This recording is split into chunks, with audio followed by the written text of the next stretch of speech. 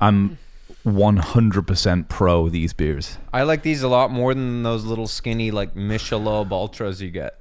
I like the Michelob Ultra can, but these prime times... nothing against the can, but I just think these taste more like I've a beer. been into every bar that's open in Vancouver, which is like 3 or 4, and said, get this on draft, man. It's a local beer. Yeah. It's from North Vancouver, prime time, no compromises. And it's 110 calories, 1.5 carbs. That's the thing. I just like, I got snowed in, right? I couldn't run. Feeling, I'm drinking like, it's unreal. It's disgusting. So these are like, it's basically the not drinking, but feeling the effects. It's more like a kind of like those other Michelobs. I feel like I'm drinking Diet Coke when I have one. Whereas this tastes like beer. This tastes like beer. Yeah. I think it's a Something great about beer. that, I'm like, it's like, Coke Zero or something. When I bought these today at the liquor store, I said to some guys, were like, what are you buying? And I told them, I was proud. I was like, listen, were they really aggro like that when they asked you? Bro? What are you buying? When you text me bro the other day? What is that? Why'd you text me bro the other day? Fucking loser. Fucking. When'd you get a real beer? Why don't you get a real beer? Pabst Blue Ribbon. No, these guys were pretty pumped. Heineken. People aren't like that in Vancouver. Everyone's nice. Only here. in Blue Velvet? How the shit are you? Heineken. Fuck that shit. Pabst Blue Ribbon. Exactly. Dennis Hopper. Yeah. Bit dark though. I just turned the lights off. You can't get like a visual of this that more as the listeners. In line with Your friend of the kinda... pod sent us a really funny video of Rick Danko doing a kind of Q&A. Oh yeah. It's like in the 80s. It's just one of those classics that he's got like a Hawaiian shirt on. Yep. And it's a guy, on a stool looking at him. Just he's got the bass in his hand. I've seen Joe Walsh do those kind of things. Tell me about, how you began as a bass player. Okay. And he's kind of like, well, it was Ray Charles, Oh. his bass player. And he's just like doing this riff that it's really, it's not that impressive. And then he just starts playing blues, which is great. Yeah, man. And then he's like, and then it's this. Pretty unique style. He does, but... kind of cokey. The scene is a little dark. Yeah, well, I mean, it was already dark in the Shangri-La in 75. Yeah, this is about 87 or something. He's just about... Full-on Hawaiian shirt, kind of like he might have been hanging out with Phillips and Mike Love. Kind of Mari Lago. Kokomo. Yeah. Kind of a Mar-a-Lago kind of feel. Like he was probably trying to hang out with them just to get a gig. Yeah. That's how I love Rick Danko. Of course. Don't get me wrong. Yeah, Mark, Adam, big friend of the pod. Don't worry, we're Danko guys. You went to his grave recently. I saw him post a photo of it. One of our patrons. Oh, went to his grave, or at least posted a photo of like. Where's that? Saskatoon. Where's he from? Go back down to Saskatoon. They're all from Ontario, I think, aren't they? Are they? Yeah. Yeah. Also, shout out to my Aunt Jeannie. Happy birthday. Oh. It was yesterday. Happy birthday. She sent me a good... I talked to her on the phone, told her we were doing a little Bowie tonight. Oh, yeah. She told me a nice story about when she first bought Hunky, Dory in 1972 and then proceeded to have a really good time listening to it on something or other that was a lot of fun. Oh, yeah. And I was like, damn, that would have been a good time if you were like 18, Can you imagine? Pick that up and just take something and have a little trip. Just kind of have a groovy time. Yeah. And then she said, remind me to tell you the story of David Bowie, one of my girlfriends, and a bottle of Grand Marnier. That sounds like a story I want to know. Like a good I hope it's not like the Shark and the Led Zeppelin thing, but I don't know. But then this kind of cracked me up. Out of nowhere. Yeah. She said, Johnny, I just found this. A pitchfork 10 by their own scale means essential. Nice. And then Jeannie said, by the definition of that word, the average listener needs to be acquainted with these records. And then she says, I don't know where, Jeannie, Pitchfork are pretentious hipsters, frequently off the mark. They don't really write about the music even. They suck. I mean... And I was like, Jeannie, you have no idea how much we kind of agree with you on this. Genie. Yeah, the Genie. Team Genie. Team Genie.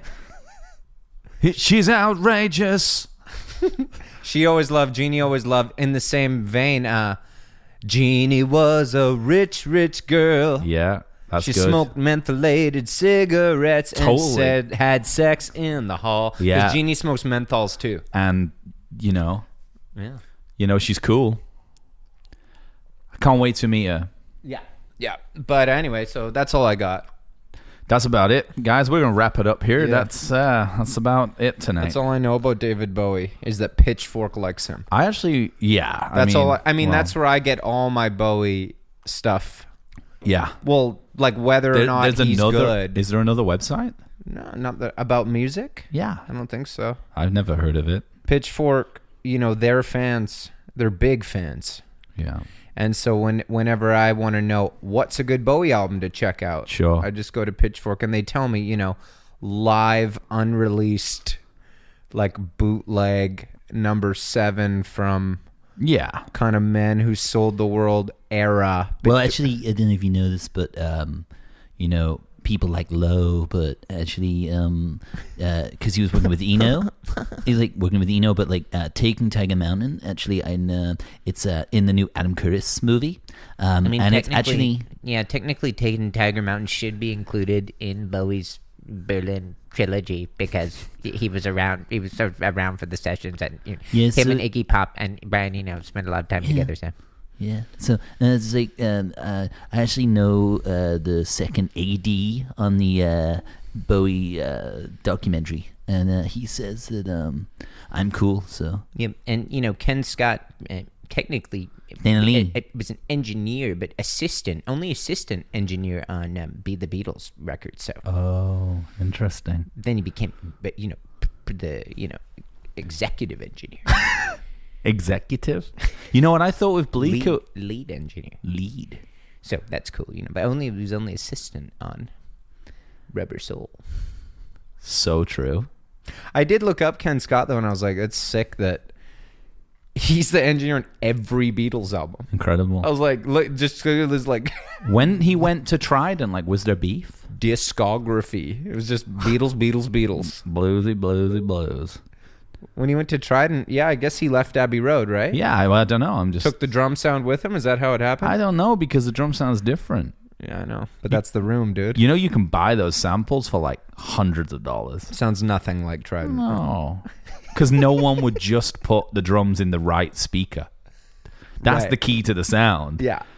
Although there's some stuff on Hunky Dory where, like, I wonder if they're applying the Glyn Johns technique because it's kind of a stereo image, but pretty hot though, like the snare. Hot. Yeah, it feels like big and like hot. Stones is like a lot you of can 200. tell it's like picking up the snare like I don't know, that snare on Can you hear me rocking? Changes is that was an adult dose to listen to that today. Was. I didn't know that's the only song I've ever heard that mixes backup vocals louder than me. Changes. No, when that popped in my ears. Changes. Kind of a Steve Bays vibe. Yeah, a little bit. Yeah. Also on Kooks, they're really loud. I was saying to you that, like, on Kooks, like, it's the first record. I loved Hunky Dory, and I remember getting into it. Sorry, I was just looking up what Pitchfork reviewed it. They say it's good. Sorry, okay, continue. Cool. Thank God. Hunky Dory, they like that one. I think it was an early record that I got into, like, for no specific reason. I might have been like 12, 13, and there was a CD of it in the house because, my parents would have had it on CD. It would sound great on CD. Optimal. And actually, I have my dad's like vinyl copy of it here, but it's trash because I've listened to it loads. But I remember like just really liking that record. Sounds cooler like that, man. Honestly, like it's like with all the scratchy and stuff like that. It sounds way cooler. Like you can come back to mind. We can just listen to it. I have like a 180 gram. It's kind of beat up, but like it's cool. I listen to it. It's still playable. It's like I'm kind of like romantically attached to it, like as a physical object. So I don't get rid of it because like even though it doesn't sound as good, it's like I've been through so much with it in my life. Do you like think that copy? Are you comfortable? Like, would you, for example, like be comfortable? Like, do you think it would take you a few dates before you could show someone your vulnerability, like with that record? Well, I couldn't really predict what would happen when I put it on, because Yeah. like me and that album have been through so much together. Yeah. You know, that specific copy. Oh, it's about. Oh, okay. Yeah. It's about the copy. The specific copy. Okay. Could Yeah. never upgrade it to a 180 gram, man. Just that old beat up copy. It's Yeah, just me and that record have just been through so much. Kind of like a Steinbeckian kind of. Exactly. Yeah, man. Covers all torn off. Yeah. Pages are earmarked. Sticky. Coffee stains all Yeah. over it, man. Perfect. Just Yeah. the way it It's is. the way it's meant to be. The way he would have wanted it, man. The stars look very different tonight, man. Yeah, man. This is ground control, man. We're just This we know you're up there. really Yeah. I was trying to help my friend Yeah. get a new turntable. That sounds like a job for the guy you're being right now. Yeah, that's kind of why I'm on this tip. Okay. But so I found a So like what? Like what did you say to him? so like I found, you know, he's kind of new to a stereo. Yeah, like we set were. up, Hey, listen, man. but We he were just all wants- we were all there, man. He wants kind of like an entry level new sound system. So I just Google. I'm like, Yeah. And yeah, yeah. Well, You like know, it's like it's listen, man. Like it's fair- nothing. like you know. yeah, sure. If you know, like it's, Anyway, I found a Rolling Stone article. have we bought the subscription yet? No, this is a free one. Okay. The best turntables under $500. Okay. You know, it started fine, but then the way it was written, I don't know why it just really got me. Got you going, eh? This is from like a month ago. Okay. Vinyl is more popular than ever. Interesting. Interesting Yeah. take right off the Yeah, bat. yeah. Not sure about that. Not sure if it's true, but Yeah. we'll take it. And it continues to be the preferred.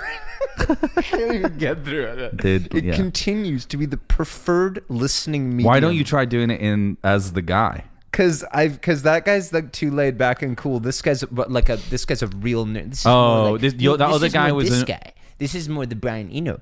Vinyl is more popular than ever. Is it like And the comic book guy from yes, The Simpsons? and it continues to be the preferred listening medium for audiophiles Oh, okay. and delivery Interesting. method for artists. Delivery method, right? preferred delivery method Yeah. for artists. Yeah. Large artwork, easy to read liner notes, and analog sound are just some of the advantages vinyl has over digital files. Okay. Yes, your albums can wear, warp, and scratch, but they'll last a lifetime if you take care of them correctly. Oh yeah, that guy. I know this guy. Yeah. Dude, I was in a London. I love this. Yeah. A number of current pop artists have released vinyl versions of their latest records, from Harry Styles to Billie Eilish. Classic albums like Pink Floyd's Dark Side of the Moon, Bob Dylan's Blonde on Blonde, Marvin Gaye's What's Going On, and Thelonious Monk's Brilliant Corners. Out of nowhere. Just like threw in one of his personal faves. Monk's in there. Yeah. Have been reissued so you can hear them the way the musicians intended. This trend proves vinyl isn't going away anytime soon. So did you get him a turntable or what? You didn't. I read the article. Honestly, I only trust Dave at Lotus Land. Or this person who wrote this. This guy, probably that guy from Lotus Land, Mr. Turntable in Vancouver.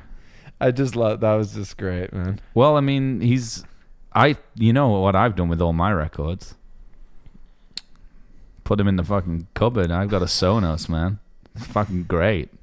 Oh, you want to get him out again though, and you know it. Well, you know, I've got like my Thorns, and I got my like Marantz You got a 225. nice setup I here. got my Dynaco A. How many watts per 820. channel on that puppy? Yeah, we're talking about. Well, I mean, I think it's 25 per channel because it's called a pretty good. 2025 or That's something. pretty good. Yeah, That'll do. Yeah, yeah. I got mine's 40. But I had it modded. Mine's 40, but Yeah, that's cool. yeah, You know, I like to really hear it, yeah. like the bass. You The know? bass, right? Yeah. What size speakers do you use? Bookshelf. Bookshelf size? Is that a size? Yeah, but they pump, dude. Yeah. No, like I researched it. I have a book by Polk Eno, Audio, The Vertical man. You know Wall. they pump. Polk. Polk audio. People say polk because they think of the word folk, but it's actually polk. Yeah, it's actually Polk, Yeah. As opposed to folk music, which is David Bowie plays. certainly on Hunky Dory, He considers himself a folk artist. artist. Folk make Or copper polka. pans, Kind real of nice. polka too. Folk make real nice copper pans. Thought about getting one time, many times. Just a copper pan, just for my eggs in the morning. There's really. a store called Folk on West 4th that sells like cream or something. Like, but it's got a U in it. No, Folk. F-O-L-K. Folk.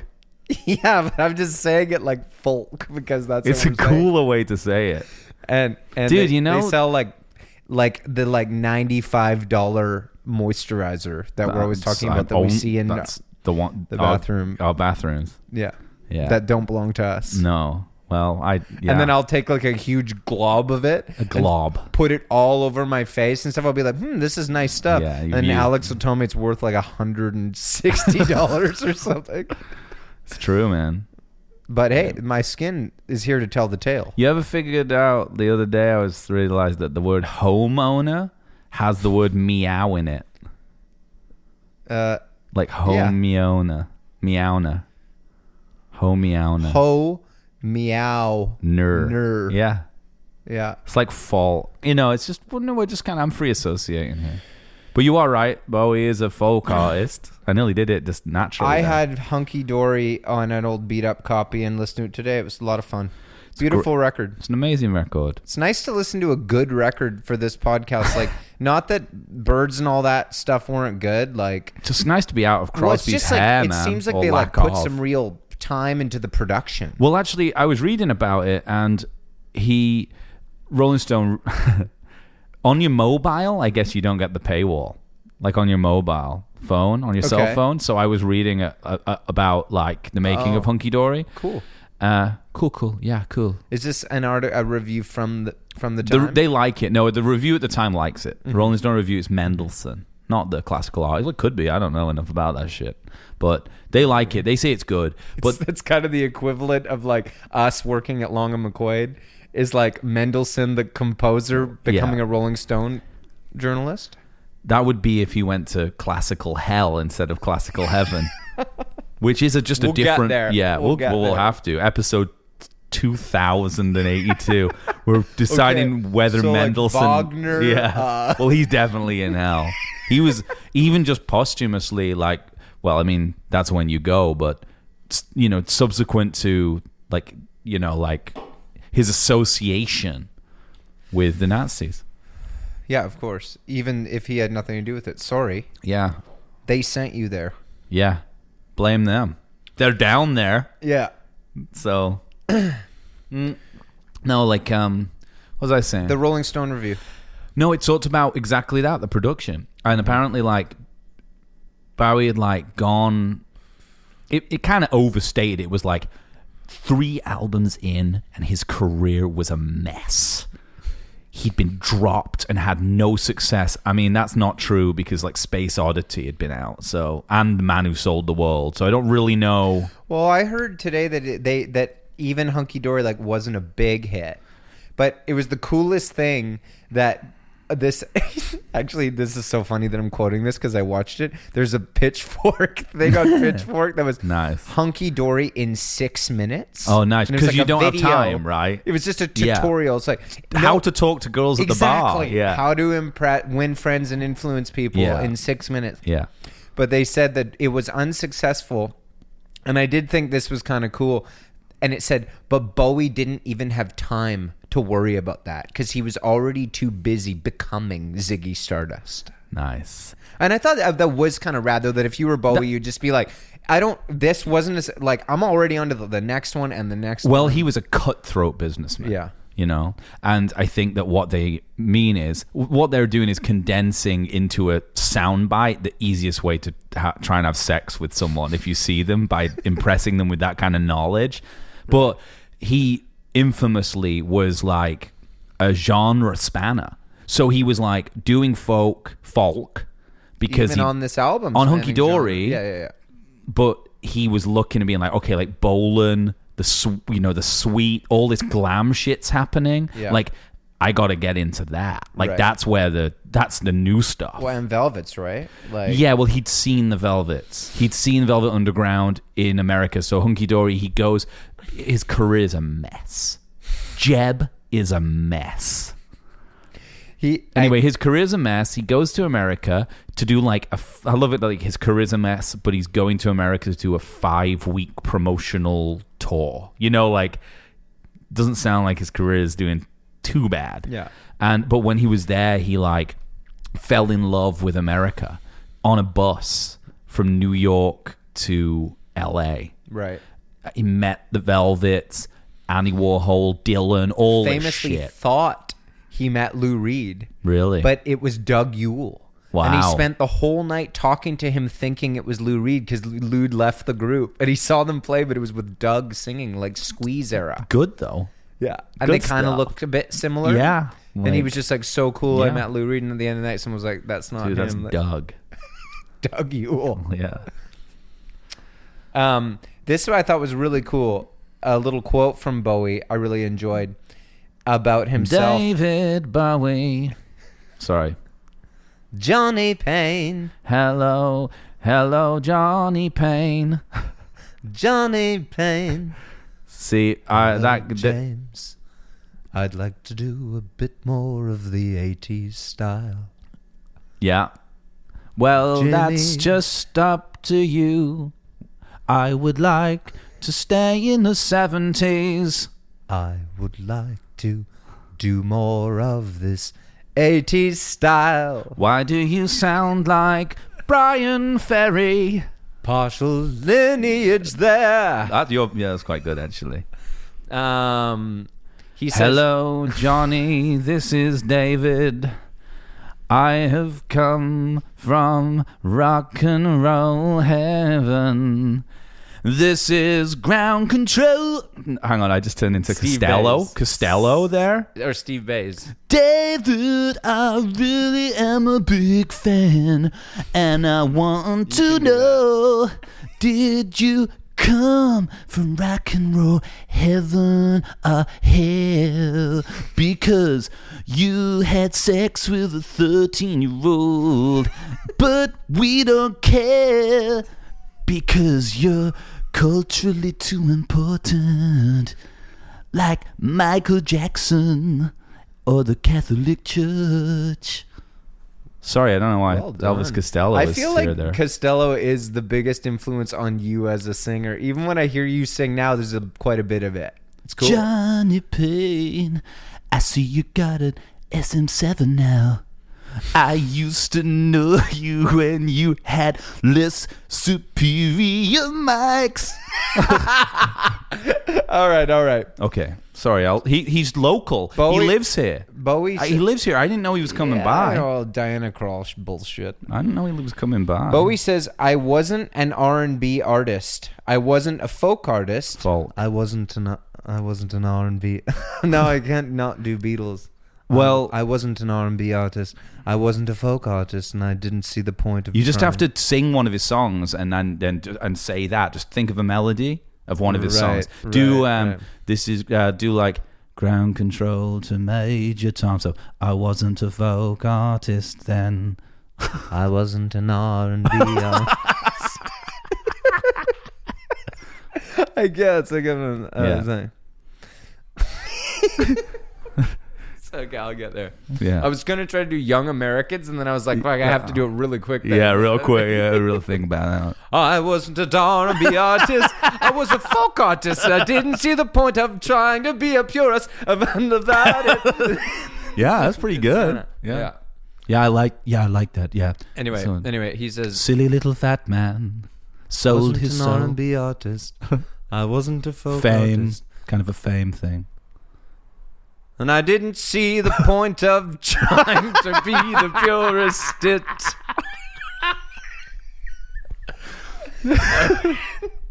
All right. David, I'm still here, and I really want to know, Okay. I do really you want. consider yourself a folk artist or an R&B artist?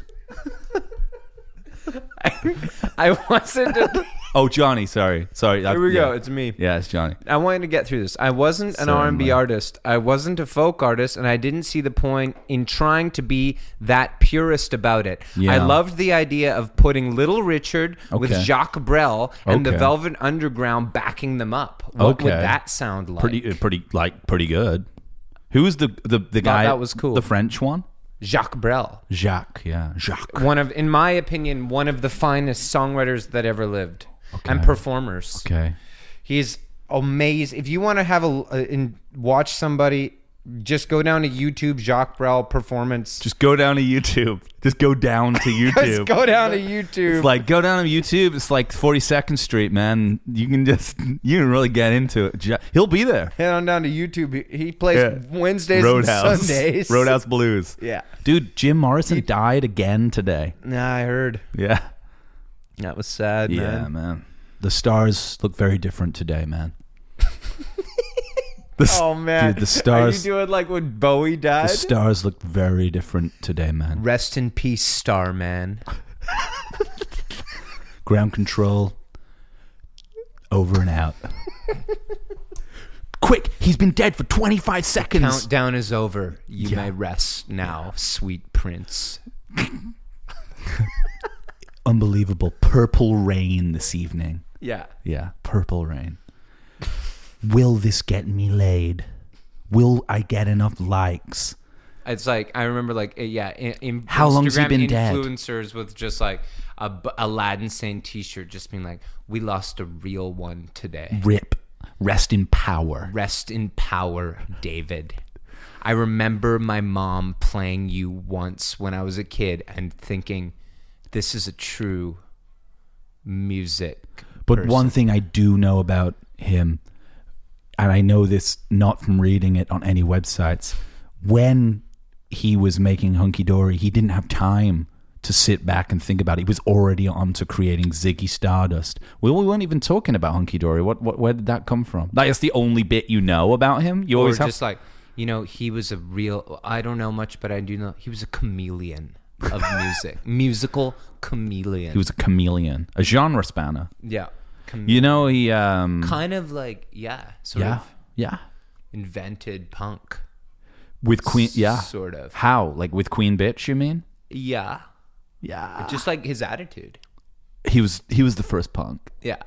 You know, people say, well, I mean, obviously Nietzsche was the first punk, but like... Yeah, for sure. And Mozart. Like, Jesus.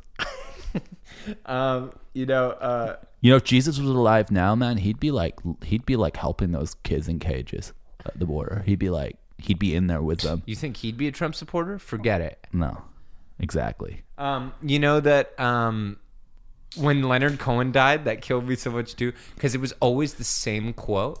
Everywhere I looked on Instagram, it was Let like, the light there's a shine crack in everything. That's how the light gets in. So true. Leonard Cohen. Yeah, so true. 1946 to 2016. That is so Rest in power. Interesting. Sweet Rip Prince. to a real one. Yeah. Sweet Prince. The stars look very Never different. played the game. Never played the game. No. Did things on his own terms. Yeah. You know what? I used to be a misogynist, and that's why it took me this long to get into Joni Mitchell. Yeah. But I'm not a misogynist when anymore. she dies, oh boy, Dude, I'm ready wait, for it. Dylan, dude. just waiting for. We're gonna have 3 pods to do on that. Yeah. Just on people's responses to it. Yeah. What Crosby says when Bob Dylan dies. Like, never rated him. He'd be like, 3-word review. Now I can finally admit it. I wrote Desolation Row. Yeah. Sad-eyed lady of the lowlands. You know what's funny is I didn't get a chance to grieve for Bowie. Oh, I'm so sorry, man. Yeah, because You know what, man? You know when I think about you and Bowie, you know what I think about? It's just such a Brothers shame in Arms. just such a shame he never got to like jam with me. with you. Yeah, I know. Listen to your songs. Dude, that was the other thing everyone said. Like, wow, just really wish I would have got a chance to play with him. Wish That he had a would've- chance to play with No, me. it would be more like that we had a chance to collab on a track. or a Do you know or a that the reel. last album he was into before he died was Destroyer Poison Season? Really? He did a tweet and he was like loving, and then he died 2 days Beha later. killed him. Poison Season. I texted Behar about that the other day, and I was like, because I was listening to Destroyer, and I was like, which one was it that Bowie? And he was like, that was an adult dose. That's an adult He dose. said that he was like, that was like, for Behar, he's been around the block, but he was like, that was something. Can you imagine that? Yeah. Yeah, like that's like, I can think of funnier versions of that. Like I had friends who were in like, like hipster,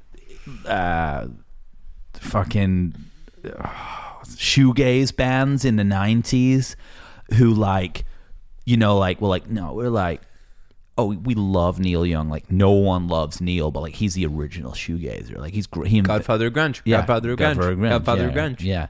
So like we love him because it's like 93 and it's like always did things on his own honestly, terms. like Dinosaur Jr. wouldn't exist without Neil. Definitely not. Yeah. Forget about Kurt. Think Kurt be around with what Neil did? Black Francis? Dude. Chris Cornell did? That Neil? Forget it. Honestly, when my favorite grunge song, Cortez. No doubt. Cortez the Killer. 100%. Teen Spirit? Never heard of it. Yeah. I'm still dealing with Zuma my emotionally. My favorite grunge song, dude, like Danger Bird. Dude, Powderfinger, man. Yeah, totally. Fucking up, man. Oh, that is grunge. Kinda. It's so grunge, yeah. No, but seriously, like I had friends who were in like, bands, like, shoegaze bands in the 90s, like jamming, and like they had like Oasis jamming next door. Like these fucking dickheads come in, man. These fucking guys, like massive rivalry with these fucking shoegaze nonces, mate. Next door, nah, there's nothing like it. The only rivalry that's the same as my rivalry with those shoegaze bands is Dan Horn and Bleecker. Alex Bleecker. Bleecker, mate. Bleecker and Dan Horn, mate. For me, fuck Bleecker. No, without a doubt. For me, mate. For me, mate. Do you know what? When Black Mountain played down in L.A., I actually, just for the record, I was not actually choosing a side there. I haven't decided who I'm siding with. It's a heated rivalry between Bleecker and Horn yet. I haven't made a decision. I mean, let's settle this on the stage. Well, that's what I say. Open stage night, partner. I just say, here's what I want to say. Unbroken Chain. Yeah. Drummer. Little keys. Yeah. Bit of keys. 2 bass players. But full Lesh zone. Yeah. Two sides. 2 zones. Wall of sound. Yeah. 30 speakers each. Oh, yeah. 2 sides of the stage. That's the only fair way to do it. Stage right, stage left. Little bit of keys. Yeah. Little bit of keys. Drummer. They don't have to sing it, though. Oh, no. It's just bass playing. Just bass. Pure ability. Let's see. Yeah. Power. What finesse, are we going to... Technique. Outfit. Yeah. Outfits. Tone, obviously. Tone, yeah. Well, we know the DI that he uses. I don't know if Bleecker listened to the episode, man. Don't give him an advantage. Dan might have... That's so Dan's, true, yeah. That's in Dan's corner right now. That is, yeah. It's true. Bleeker's going to go all like micing up the amps and doing all this stuff. And Dan's like, Countryman DI. Dude, that's it. Yeah. And he'll just save it for the weigh-in. You know what I mean? Uh-huh. Wait. Yeah, like have your bass. Yeah. Like, what do you bring into this? Yeah, because there's a limit on tones gets affected at some point. It's like whatever you can hold when you're like on the scale. Do you get to work and your outfits? Yeah, exactly. Yeah. What are you bringing to this? And it's like stare down. Yeah, like but like it's kind of like I suppose it's just a stare down. Actually, in my mind, if I'm thinking about what it looks like, they're still staring at each other. I was just wondering if they're like pulling a bass face. That'd be cool. Instead, like pulling their bass faces. I realized. Do they get to do like a freestyle round? Like it's like their own?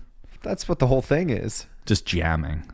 Just soloing, basically. But it's not like a note for note. Like, okay, we got to do it the way he did it in 96. The true test would be like a little bit of all the fill. Like you get a bit of everything. Little bit of blues, just holding it down. Some Unbroken Chain, really kind of freestyle. Sure, yeah. Rush Limbaugh, just a reminder, not that anyone on this podcast who listens to this podcast needs to be reminded of this, but when Jerry Garcia died, I read this on the Grateful Dead subreddit today. Uh-huh.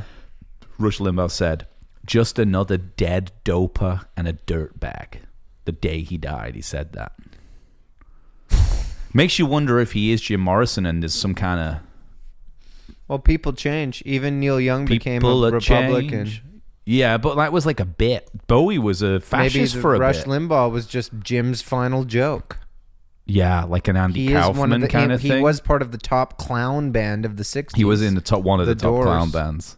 He was the head clown. The Beach Boys were a clown They're band up too. there. Oh, did you see that today? The Barry Gibb thing? Oh, kill me now. I don't need to read it, but I was going to do it because it's so beautiful. Please read it. Yeah, I will. It's beautiful. It really. You're talking about like Bowie, Set it like, up. well, just like talking about Bowie shouting out to Behar, which is like monumental.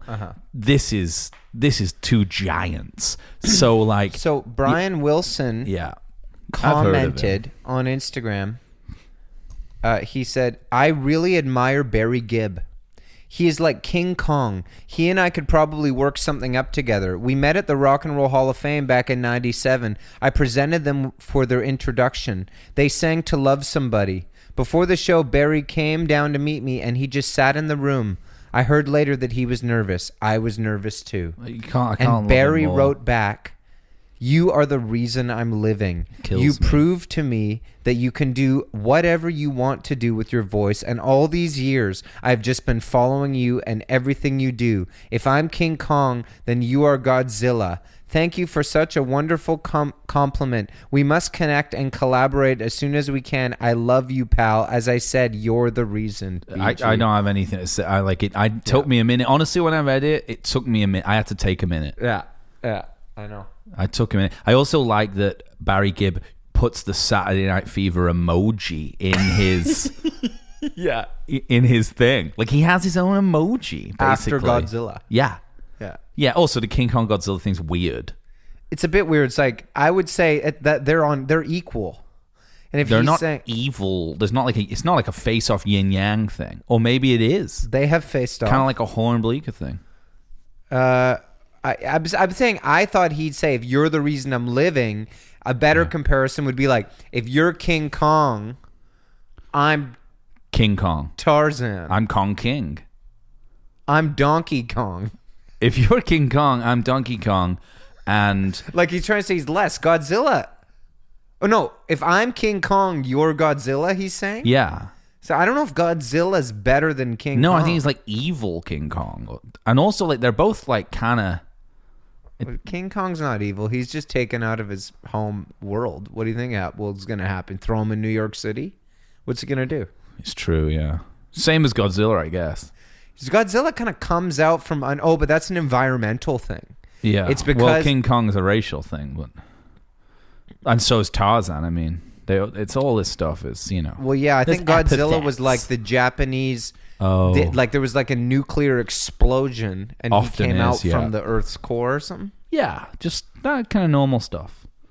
Hey, you know does that this- album Hunky Dory Never by heard David of it. Bowie? Never heard of it. Yeah, I have. So I found yeah. something really special for you today, James. Yeah. And it really kind of got me. Then that was I was looking at Pitchfork reviews of the album, and I found this other website that reviews like all music or something. Never heard of it. And they have a section Yeah. of the site called user reviews. Oh, cool. It's Yeah. not comments. No. It's just where ordinary Yeah. people like you and me yeah, you and I. can write a professional yeah. review of the album. Kind of like the thing I was talking about with Rolling Stone, how Yeah. they're going to you can pay to just make your own reviews now. Yeah, so I really like some people got really into it. Yeah. And so Zach, for instance, says, Yeah. powered by monolithic singles Yes. such as Kook's Changes in Life on Mars Yeah. and beautiful ballads like Quicksand, Yeah. Hunky Dory is a near perfect effort of a pop record that thrusts David Bowie into worldwide superstardom, Yeah. making him a cultural icon almost instantly. Yeah. He was no longer just the Major Tom guy. Nice. He was now a respected and revered artiste Artiste. with one masterpiece already under his belt and many more to come. Yeah. So, kind of gearing up. That's Wakeman would agree, by the way. It's a nice one from Zach. Fergie Yeah. says, Not the could be. it could be the Black Eyed Peas girl. Yeah.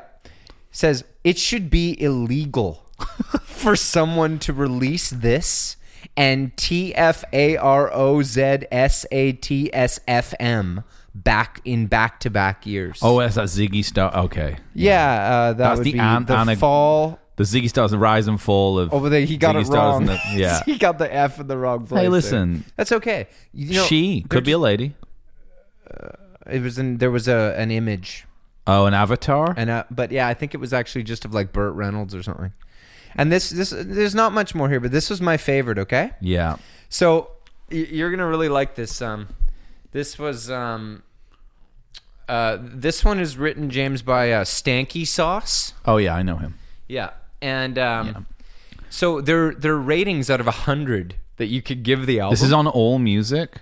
It's on something. It's called albumoftheyear.org.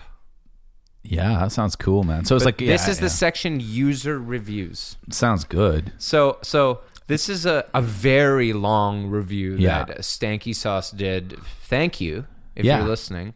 I love it starts with this, an edit to his review that he added at the end. Sure. I'm going off an avatar of Why It's a Man, but it's actually a picture of Keith Moon. Okay, cool, yeah. It says, edit. This style of view feels pretty outdated, but whatever. Yeah. I'm just revisiting this to increase my score. So I decided to give it a 98 because one of the tracks I thought was just good and not amazing. Okay. I then realized that this is by far one of my favorite Bowie albums and one of my favorite albums ever, so I have no reason it shouldn't be a 100. Oh, okay. I see it now as peak enjoyment. Yeah. It's kind of an ESL vibe a little bit. A little bit, yeah. And there was just one part at the end I really enjoyed.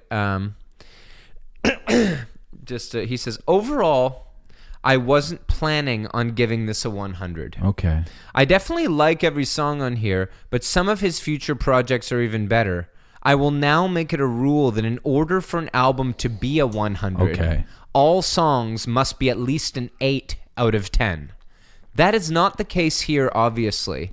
I do definitely love this. Okay, so what do you think what's not? Like, Fill Your Heart, the cover? Like... So, this is what I'm talking about. Like, I just love how people do this stuff, and it's like... Yeah, like 8-line poem, I guess, is kind of weird. No, but just these like... Queen Bitch, 9.5 out of 10. Yeah, that's his name. Well, I'm with him, actually. He invented punk, man, with that song. Anyway, whatever. I love it. Keep going. I want to know his review scores. Oh, the scores of each song? Yeah. Okay, yeah. Can we do it in order? Or is it yeah. Changes? So we've got 10? Changes. This is one of Bowie's biggest tracks. Yeah. The famous stuttering. Stuttering was kind of a thing, like My Generation, Changes, like stuttering the chorus. Yeah. Does he give it a review number? 10 out of 10. Yeah, I mean, obviously. I should mention now that a 10 out of 10 song is one that I have nothing to complain about. This is an example of one. 10 out of 10. Yeah, okay. Oh, You Pretty Things? Got to be a 10. 10 out of 10. Yeah. 8-line poem, 6 or something? 7 out of 10. Okay. Life on Mars, 10 out of 10. 10 out of 10. You're right. Kooks, 10 out of 10. 10 out of 10. Quicksand, 10 out of 10. 10 out of 10. Are you reading it? No. Fill Your Heart, 7, because it's a cover.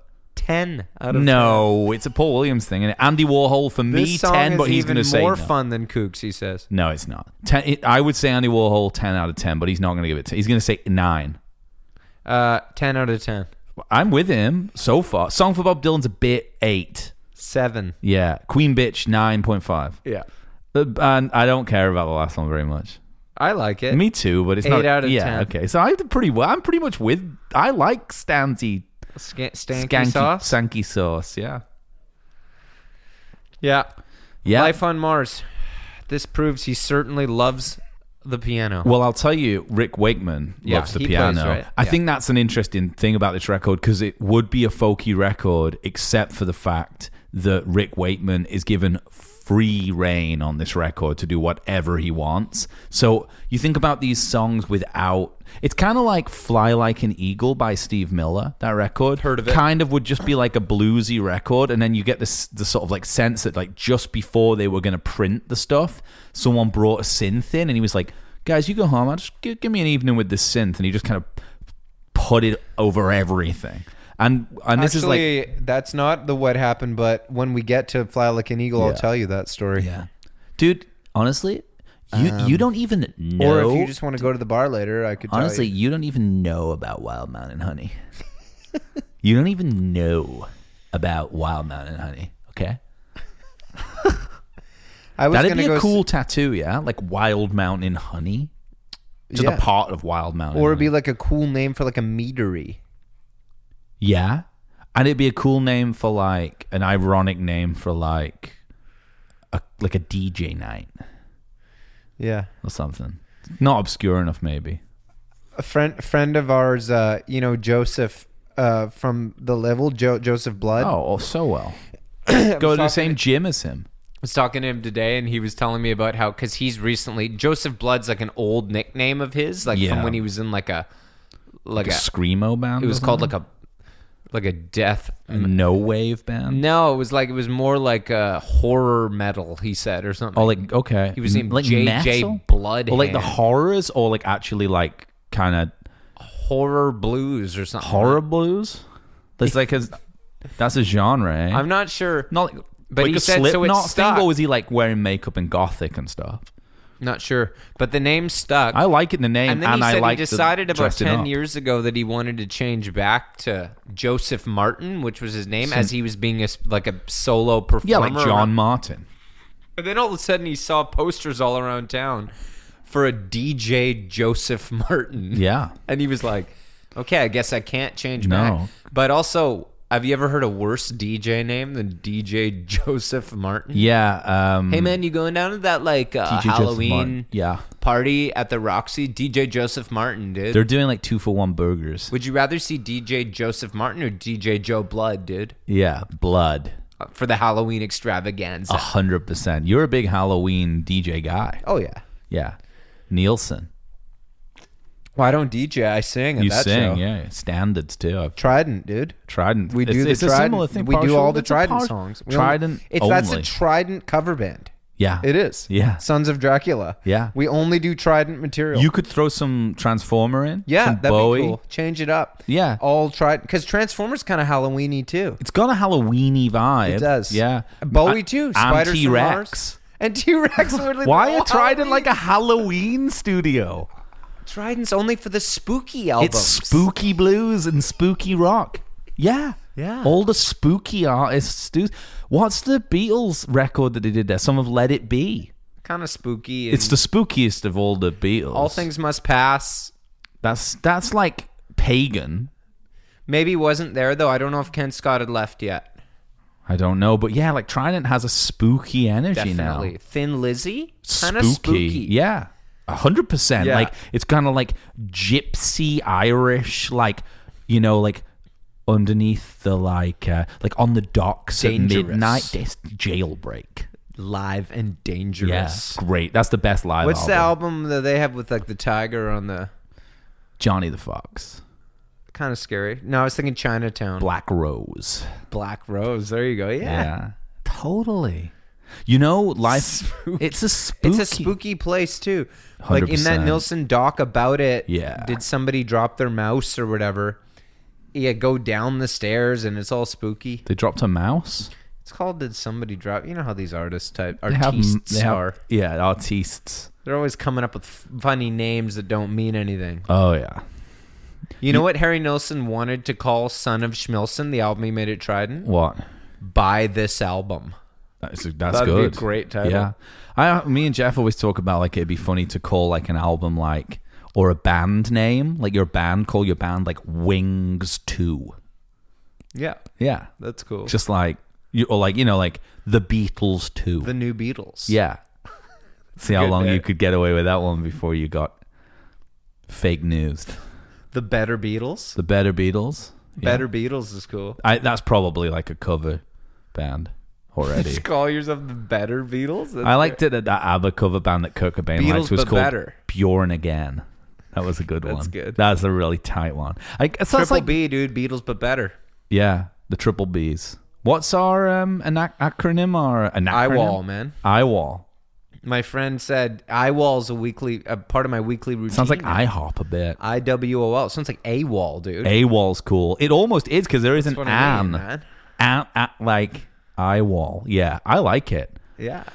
Is this a Patreon or a normal one? We don't know yet, do we? Patreon. No, we've not this decided because we've got a couple more coming up this week. It's a normal. It might be normal, but it depends if we do Depends it. how good. We got kind of a depend- trial by fire early next week with Mike Kamazchuk. Yeah. Talked to him. He told me he's been fasting from Sunday to Tuesday To prepare for the Eagles pod? Seriously, every week. So he's like, okay, great, that works because I'll be fast. So if we do Monday or Tuesday, yeah, I'll be mid-fast. That's perfect. It's super serious to me. So. It's like in a fugue state.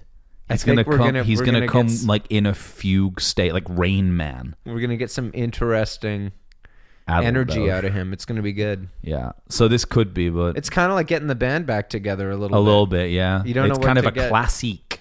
It's the But classic three. Tres Hombres. It's going to be electric, I think. It's a Tres Hombres event.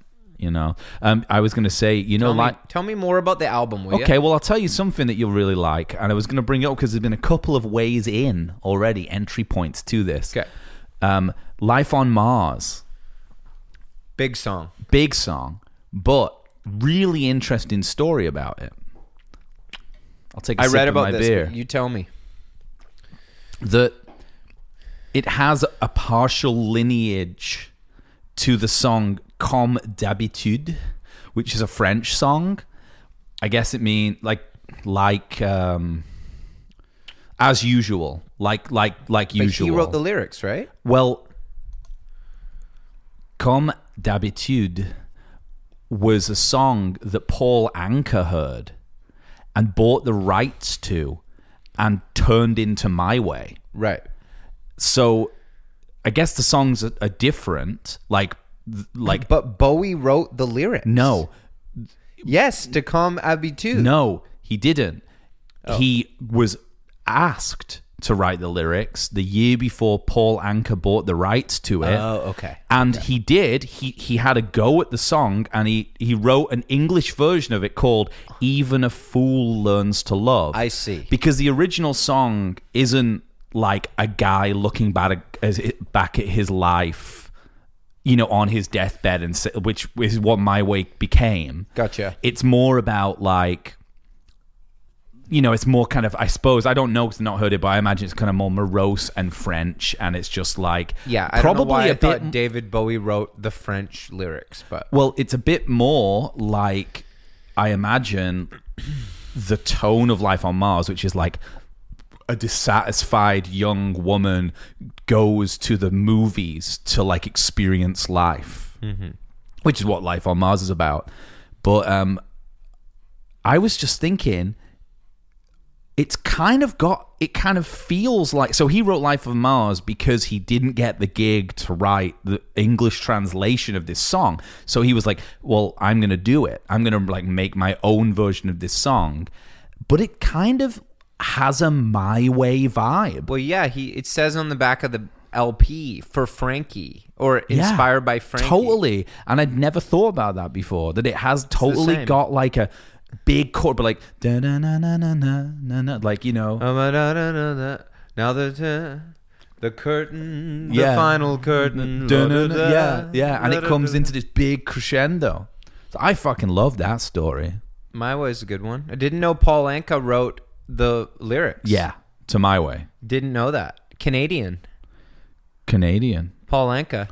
Don't you just, And they called it puppy love. Well, I guess they'll never know. Oh, young heart, kind of an Elvis Costello. Why I love you so. Every day I write the book. Definite Paul Anka. Every day. you know what? It's like I was reading in The Guardian today about Nick Lowe doing Cruel to Be Kind, how he wrote Cruel to Be Kind. And it's like he wrote it when he was in Brinsley Schwartz, like in 73, and was like, oh, it's too poppy, like, and then he started Rockpile. I love Rockpile. Such a fucking sleazy pub rock band. Like, just love them. And like, all the time he had this song, like Brinsley Schwartz, he was like, nah, we can't do it. It's like, it's not going to work. And then when he started producing Costello and working with, and he was like in Rockpile, it's like, he was like, by now I was like, I was doing like producing like The Damned and Costello. And like, so I started getting more attention like from labels and stuff. And they were always like, that song, like Cruel to Be Kind, like that's the song. And he's like, but like I was cool. I was finally cool. Like I was actually cool. I was like, all this stiff record stuff was wicked. Like I was like, I am not doing that song. It's like, it's shitty pop song. And I guess like on his first solo record, the label were like, it's gonna be massive, dude. And he'd had it for like 6 years. He'd not wanted to do it, and people had been like, do it. So Rockpile were his backing band for that first record. Well, not for Labor of Lust, not Pure Music, for pure pop music for now people, which is amazing. Mm-hmm. Labor of Lust is amazing too. And they like were like, yeah, let's do it. And they kind of just like put these like doo-woppy harmonies on it, made it kind of that vibe. And they finished it, and the label was like, that's going to give you a top 10 hit in the States, 100%. And it went to number 12 in the States. But it was like, it did. And it's just, nice. I loved it that he'd had it for 6 years and wouldn't do it. It was like, this, like some songs are just great. You like, hear about that, yeah. And he just had this song kicking around. And, you know, it spoke to his, in this, like, you know, thing it was talking to his, like, A&R guy or his, like, manager or whatever at the label. And they were like, I fucking put so much work into getting him to make that song because I knew it. I just, like, had a hunch. My only regret is that we didn't follow it up with When I Write the Book, which is a great song by Nick Lowe, that you can only assume Elvis Costello was like, I love that song, I'm going to do a better version of it if you're cool, and then wrote Every Day I Write the Book, which is a great song off Punch the Clock. You know a lot about this scene. I know very Buddy, little wait about till we it. get to this scene, man. I know very little about I'm it. gonna I'll have to do my stiff research. records, man. I'm going to just leave me in a room Costello by and myself. stuff, I'll hit rock bottom. I never got deep. I never got too deep, but I do like it for sure. Reckless Eric. Ian Jury, I guess we could Blockheads. I like that stuff. Fuck it, right? Fuck it all. What, Squeeze. I may listen to all that shit. Squeeze, man. Benny and the Jets famously Elton hated. Really? And he left.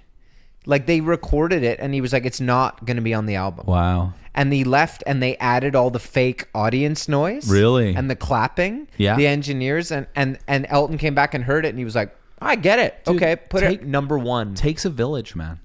Those are the few times where like A&R people are right about takes shit. A village, man. Actually, might have been Ken Scott. He did some Elton. Probably, yeah. He did some Elton. Yeah. You know, people say I think that he did Tiny Dancer. Tony Danza. That's got the Trident drum sound. 100%. Let's think about it. Tiny Danza is a funny one because, like, in the 6-minute version of like what you need to know about Elton John that Pitchfork would do, right. It would be like Tiny Dancer. Like if you're at a party, like that's the chorus. Like no, it would be like if you're at a party and somebody puts that on, try to get everybody to start singing along on the chorus at once. It'll make you all feel really good and cool and hip. Yeah, except that it takes 4.5 minutes for the chorus to kick in. Yeah, and nobody knows the words to the other and parts. No one's ever heard the rest of the song. Yeah. Because that'll be a problem for you, but just talk amongst yourselves, get another drink, pretend like you have to go to the bathroom, and then when you hear the part that goes softly, slowly, then you come out of the bathroom and go, everybody, hold me closer. That's a move for sure. Yeah. In fact, when you hear the song start, know you've got 4 minutes. Like put a watch on, like John Wick style. Yeah, like no, the Equalizer. Yeah. Denzel. Yeah. I love that you went Wick though. Yeah. Because I've talked about this a lot. That I'd love to just know your take on this. Yeah. Actually, I'll just put it out there and we can discuss it further next episode. Sure. Yeah. John Wick, Denzel Washington in The Equalizer. Yeah. Liam Neeson in the Taken movies. Yeah. Cage match. Who wins? Great cue.